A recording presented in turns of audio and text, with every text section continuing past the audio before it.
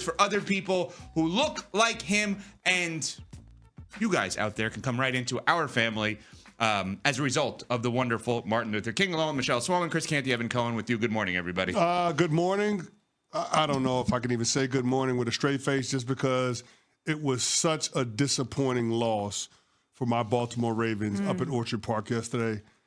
Gut-wrenching fashion, losing that football game, the ebbs and flows. It was awesome if you had no dog in the fight.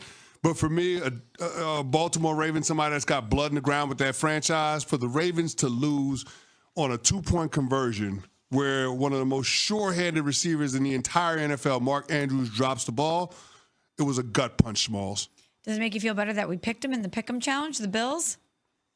No. Okay. No, it doesn't. I'm just trying to cheer you up a little. I appreciate it. No, it does make me feel better. But yeah, if you're a member of the Baltimore Ravens organization or a fan this morning, you feel like yet another one got away. Absolutely gut-wrenching, disappointing when you have a season like they had and you got another year out of Lamar Jackson like you got out of him. And then again, the mistakes that plagued this team in the second round, and the fact that they're so good in the first round of the playoffs, but when it comes to that second round, it feels like they just simply cannot get over the hump. The turnovers from Lamar, I know we're going to talk a lot about Mark Andrews, as we should today, but it's the fourth playoff game where Lamar Jackson threw an interception and lost a fumble. He had those two turnovers, and the Ravens are 0-4 in those playoff games.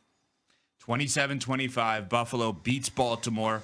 Unbelievable performance by Buffalo. Give them credit. Absolutely. They were up big in this game, and I thought maybe even bigger if they would have scored at that second half first drive. They were up 21-10 at the half. Lamar had an interception and a fumble loss in the first half, but Baltimore did fight all the way back. They had a chance to tie the game by way of the two-point conversion after Lamar had an awesome drive. And Mark Andrews, who had a fumble earlier in the game, first lost fumble for him since 2019, had a drop in the end zone that could have tied the game. Now, there was time left on the clock for Buffalo, obviously, where they could have made something out of that potentially, but obviously a tie game at 27-all if Mark Andrews makes that play. Oof. The tough thing also, Lamar Jackson, who arguably is the MVP this year, third time in his career if he is to win it, it was his first multi-turnover game of the year. So right now, do we give more credit to the Bills or blame to the Ravens? I don't want to be dismissive of what the Buffalo Bills did because they played mistake-free football, right? No turnovers. They only had one penalty in that game that was accepted. So credit to them for playing a clean football game, because we know the margin for error is slim to none when we talk about these two quarterbacks going head-to-head. But I have to put this on the Baltimore Ravens. I just have to blame the Baltimore Ravens for the inopportune mistakes that we've seen. And I can't get out of my head what Myles Garrett said about this Ravens team. He said the only team that can beat the Baltimore Ravens is the Baltimore Ravens. And that's exactly what happened yesterday. The giveaways by Lamar Jackson in the first half, the fumble by Mark Andrews late in the fourth quarter, those are things that are just hard to overcome. And yet and still, the Ravens overcome all of those things. They had a chance after driving the ball the length of the field at the end of the game. 88 yards they marched when they got the ball back with 3.5 minutes to go. 88 yards. Wow, impressive. They get a touchdown. I mean, Lamar Jackson was unbelievable. The offensive line did a great job of blocking it up, buying him time. Hits Isaiah Likely for what should have been, an opportunity to tie the game up. And then on a two-point conversion, they dial up the perfect play. It's a mesh route. They don't get OPI on the receiver. It's clean. Nobody's within 5 yards of Mark Andrews, and he drops the ball. It is unbelievable, Smalls, that it played out in that way. But to me, that single play is a microcosm of the Baltimore Ravens in the Lamar Jackson era. It's a team that's really close to contending at a championship level, but they just don't make those plays when they need to in order to get them over the hump. And you hope that with Lamar as your quarterback, you're going to have a window to win for quite some time, but you never know. These opportunities that the Ravens have had these past few years, you never know if you're going to be able to replicate that success moving forward. And you brought up the Myles Garrett quote about the only people that can beat the Ravens are the Ravens, and they did it this year. We saw it with the mistakes yesterday, but we also saw it last year in the AFC Championship game when they abandoned the run versus the Kansas City Chiefs. And that's what has to ultimately be the most frustrating thing if you're a Ravens fan. The Zay Flowers fumble at the end of that game. Yes, you know that they are talented enough and capable enough to do it, and you just hope that they will continue to get these opportunities because the NFL is fickle like that. There's a lot of turnovers, or a lot of turnover with teams being good, bad. You never know what's going to happen, and I hope that the Ravens didn't miss their window to get this done. Coach Harbaugh, John Harbaugh, was asked post-game about turnovers being a common thread, unfortunately for Baltimore in the Lamar Jackson era, and he said this. No.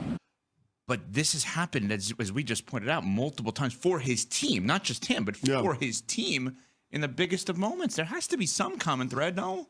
No, there is a common thread. You feel like the Baltimore Ravens choked. Let's call it what it is. And like Tom Brady and Bill Belichick say all the time, before you can go out there and win a game, you have to avoid losing a game. And the Baltimore Ravens can't seem to avoid losing the games when the pressure is the greatest, when the stage is the biggest.